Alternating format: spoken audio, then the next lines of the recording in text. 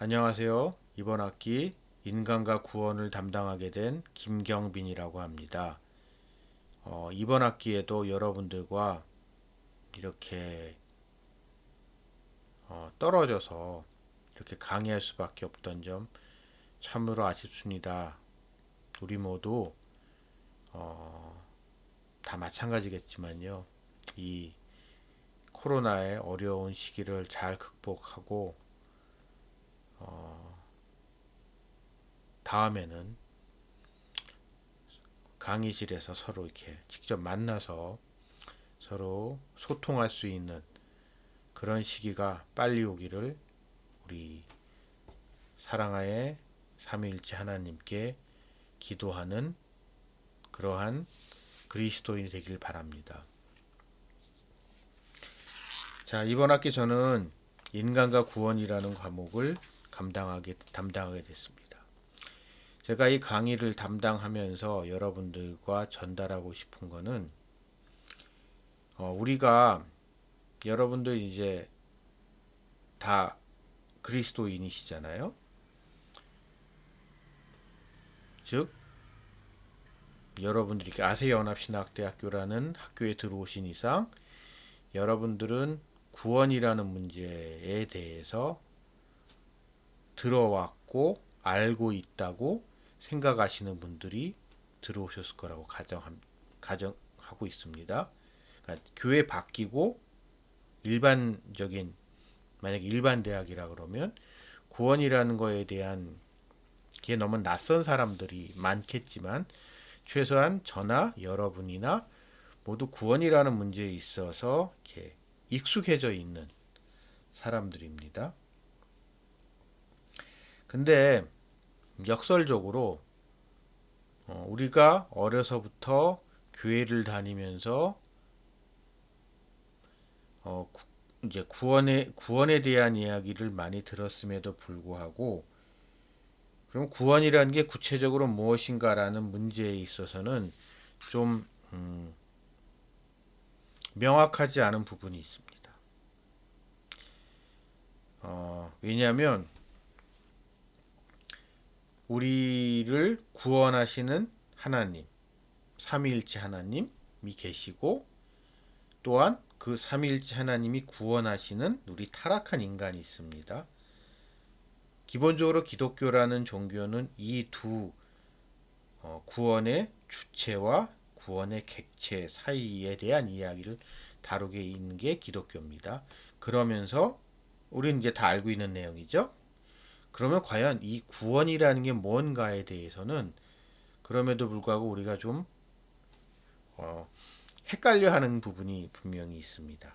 더군다나 우리는 그리스도인으로서 우리 성경 말씀이 우리에게 있어서 가장 중요한 판단 기준이죠.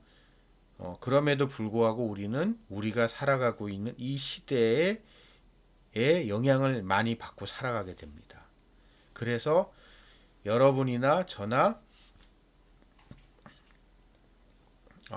우리가 그냥 통념상 알고 있는 구원이라는 것, 인간이라는 것에 대해서 성경적인 것과 비성경적인 것이 혼용이 되어 있고 경우에 따라서는 우리가 성경적이라고 알고 있는 부분도 그게 과연 성경을 근거로 한 것인가 아니면 우리가 알고 있는 우리에게 영향을 주었던 어떤 시대, 어떤 상황에서 바라본 성경의 해석, 그 성경의 해석 때문에 그것이 성경적인 거라고 우리가 무비판적으로 받아들이고 있는 부분도 있을 수 있거든요.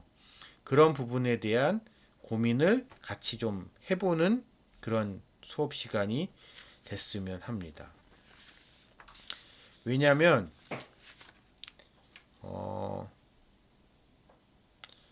우리가 너무 당연하게 생각하고 있는 많은 부분이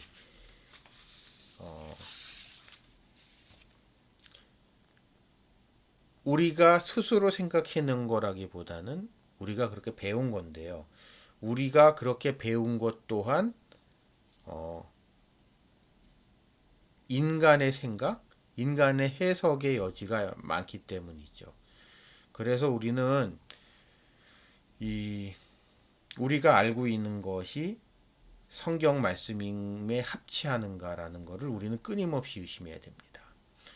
그리스도인으로서 우리는 성경 말씀을 의심해서는 안 됩니다. 그러나 우리는 우리의 해석이 우리가 배운 해석이 과연 진정 성경이 말씀하고 계신 것인가에 대해서는 끊임없이 의심해야 합니다. 왜냐하면 성경 말씀, 그러니까 우리가 가끔 이런 착각을 하는 경우가 있어요.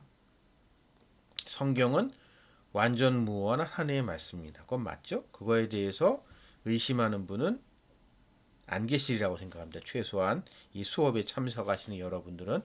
그러나 우리가 근데 우리가 성경이라고 알고 있는 것은 어찌 보면 성경 그 자체보다는 성경에 대한 해석을 알고 있는 거거든요. 그렇기 때문에 우리는 우리의 해석, 그러니까 인간의 해석이잖아요. 인간, 사람의 해석이잖아요. 그렇기 때문에 이 둘을 좀 구분할 필요가 있습니다. 이제 가끔 이제 한국 교회에 이제 안 좋은, 좀 안타까운 풍토 중에 하나는 이 둘을 혼용을 해서 하시는 분들이 계셔서 이게, 근데 그건 좀 분명히 구분할 필요가 좀 있어요. 자, 그러면 이 부분을 이런 이제 문제 의식을 가지고 인간과 구원이라는 문제를 한번 고민을 해봅시다. 저는 이제 첫째, 인간과 구원이니까요. 처음에 나온 인간이라는 단어에 대해서 우리 좀 같이 고민해보는 시간을 오늘 처음 시간에 가져보고자 합니다. 그리고 오늘 제가 하는 이야기는 이번 학기 여러분들과 이제 풀어나갈 이야기에 있어서요. 아주 제가 생각에 되게 중요한 하나의 화두이기 때문에 이 부분을 여러분 같이 고민을 좀 해봐 주시길 바래요.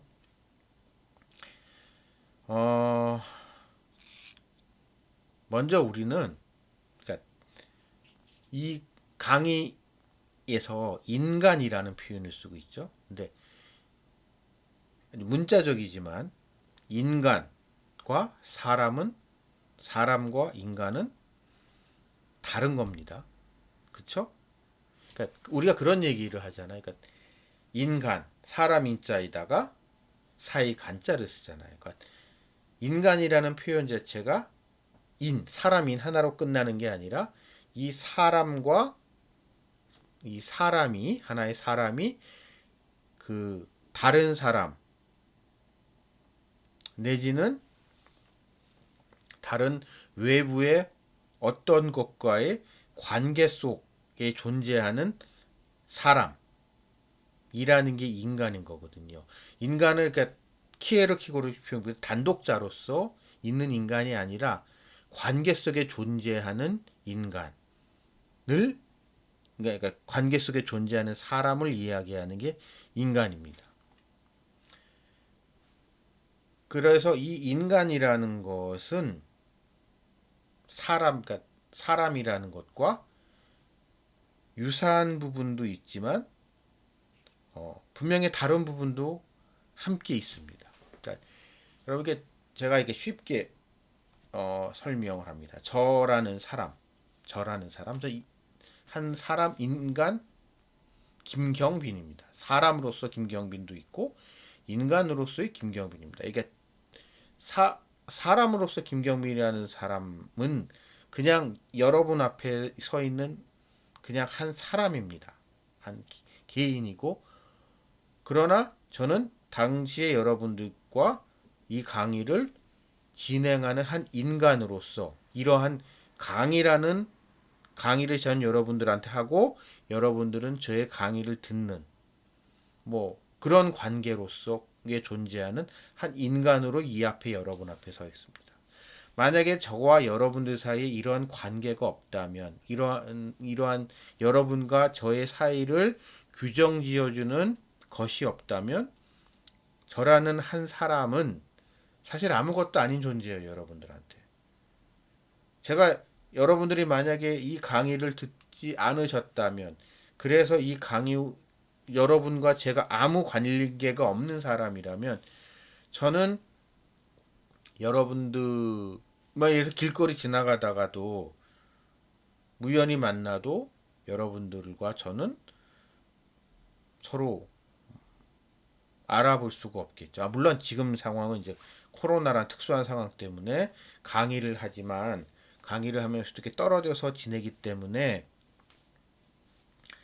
뭐 그렇긴 하지만 이게 제가 얘기한 일반적인 경우에 강의를 하고 강의실에서 이제 강의를 하는 사람과 강의를 듣는 그러한 관계 속에서 존재하는 저라는 한 인간은 다른 거죠. 그렇죠? 그래서 근데 이제 이런 게 있는 것 같아요. 그러니까 개인주의 전통이 강한 서구 사회에는 한 개인으로서 한 사람을 중시해 왔다면 우리가 속해져 있는 동양 문화권 속에서는 인간을 말 그대로 인간으로 관계 속에서 인간을 이해하기 때문에 관계 속에서 그가 어떠한 위치에 있는가, 관계 속에서 그가 무엇을 하고 있는가, 관계 속에서 그는 무엇을 가지고 있는가를 통해서 사람이 이렇게 규정되는 그런 규정되어 온 역사 속에서 있어 왔기 때문에 동양 문화권은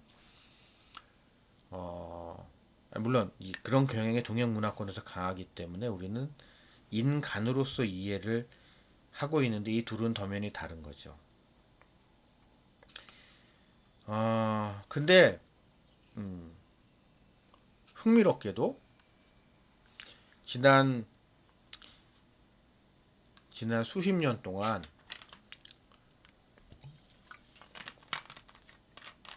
기성계의 일반적인 흐름은 한 개인으로서의 사람이 아니라 이제 타자와 관계 속에서 존재하는 인간으로서 사람을 바라보기 시작을 했습니다. 그거에 좀 더 이렇게 중점을 두는 거로 세상이 변화되어 왔어요. 즉 그거를 통해서 현대 사회의 문제점인 인간 소외와 그런 소외의 문제, 그 다음에 개인주의의 한계를 극복하려고 했습니다. 그러니까 쉽게 말해서 옛날에는 어느 한 사람이 잘못됐다. 한 사람의 문제를 그 사람 개인의 문제로 그 사람을 이렇게 봤어요. 내지는 어느 반대로 그 사람이 크게 성공했다 그러면은 그 사람이 어떻게 그렇게 성공할 수 있었는가를 그 사람의 뭐 예를 들어서 성실함, 탁월한 지능, 마다 이런 그 사람을 가지고 그 사람의 성공 내지는 실패, 그 사람의 선행 혹은 악행을 보고 예를 들어서 그 사람이 잘한 거에 대해서 우리가 본받자고 얘기를 하고 반대로 그 사람이 나쁜 짓을 한 거에 대해서는 우린 저거 본받지 말자. 우리는 저거를 고쳐야 된다. 내지는 그 사람이 그렇기 때문에 그거에 대해서 처벌을 받아야 된다. 그거에 대한 대가를 치러야 된다라고 우리는 이야기를 해 왔었는데 과거에는 점점 여러분들 어떻게 이런 게 있잖아요. 그 사람이 그렇게 된 건 그 사람이 잘나서 내지는 그 사람이 못나서, 그 사람이 선해서, 그 사람이 악해서 그런 게 아니라 그 사람의 상황, 그 사람이 타자와의 관계 속에서 만들어진 그 사람, 그 인간으로서의 그 사람이 그를 그렇게 했다는 거죠. 즉, 어, 그 사람, 한 사람으로서 그 사람이 얼마나 착한지, 얼마나 선한지, 얼마나 성실한지, 얼마나 열정적인지에 의해서 그런 게 아니라 그가 처해져 있는 상황, 그가 처해져 있는 타자와의 관계 속에서 그 사람은 그때 그곳에 그 자리에 있었기 때문에 그렇게 된 것이다. 그러니까 이제 그러면서 이제 그 사람을 이제 평가를 하죠. 그러니까 예를 들어서 이제 연쇄살인범이나 흉악한 범죄를 저지른 인간이다라고 하게 되면 전에는 어쩌면 사람이 그럴 수 있어. 저 문제가 있는 거야. 전 그냥 나쁜 놈이야. 그러니까 그거에 대해서 처벌해야 돼라고 이제 했다면 요즘은 그가 예를 들어서 어떠한 성장 배경 속에서 성장했는지 그리고 그가 뭐 살아오면서 어떤 일을 겪었는지와 더불어 그, 그 사람이 그 끔찍한 죄를 살인 사건을 연쇄 살인 사건을 예를 들어서 저질렀다고 칩시다. 그런 거를 이렇게 다 그런 외부적인 요소, 관계적인 상황 속에서 그의 행동을 이렇게 분석한다고 해야 되나요? 그걸 바라보려고 하는 게 있죠. 그러면서 이제 문제를 이제 물론 그런 의도는 그거를 통하여 그러한 비극이 다시는 일어나지 않게, 즉 그 사람과 같은 그런 괴물이 다시 등장하지 않게 하기 위해서 이제 그렇게 해야 된다라는 그런 접근을 해온 겁니다. 근데 그런 이야기가 이렇게 재미있어요. 얘기를 들어보면. 그러면서 이제 되게 흥미롭고 재밌고 보다 이제 깊이가 있는 것 같긴 한데요. 문제는 이로 인해서 그러니까 되게 인간들이 무책임해졌다는 거죠. 예를 들어서 어, 누가 누구를 죽였다, 살인 사건이 일어났다라고 했을 때 그 흉악한 살인자가 누굴 사람을 죽인 나쁜 짓을 했으니까 그거에 대한 책임을 져야 된다고 하는 게 아니라 그의 그런 상황에 대한 일종의 분석은 그에 대한 연민으로 발전하게 되고 그래서 경우에 따라서는 그를 동정하게 되면서 그의 죄에 대한 도덕적 타락, 그러니까 도덕적인 윤리적인 판단을 하는 것을 이제 거부하게 되는 이런 문제가 또 발생합니다. 좀 더 이제 그 정도까지는 아니더라도 예를 들어서 우리가 현실 쪽에서 살아가는 예를 들어서 경제적인 문제에 있어서도 누구는 가난하고 누구는 부하고 누구가 부자가 되게 된 건 그가 부자가 되게 그게 된 사회적인 상황적인 쉽게 말해서 운이 좋아서 부자가 된 부분도 있었고 가난하고 힘든 사람들 중에도 그 사람 개인의 뭐 문제라기보다는 사회적이고 구조적인 문제 때문에 그렇게 된 부분이 있을 수 있습니다. 근데 그거를 강조하다 보면 쉽게 말하면 남 탓을 하게 되는 거죠. 남 탓을. 그러면서 마땅히 자기가 감당해야 할 것에 대해서 무책임해지고 그걸 무책임해지기 때문에 오히려 예를 들어서 이제 좀 형편이 어려워졌을 때 사람이 이렇게 자기가 책임을 지려고 하지 않고 남에게 의지하려고 하고 책임을 회피하게 되고, 좀 심하게 말해서 배째라고 자빠지는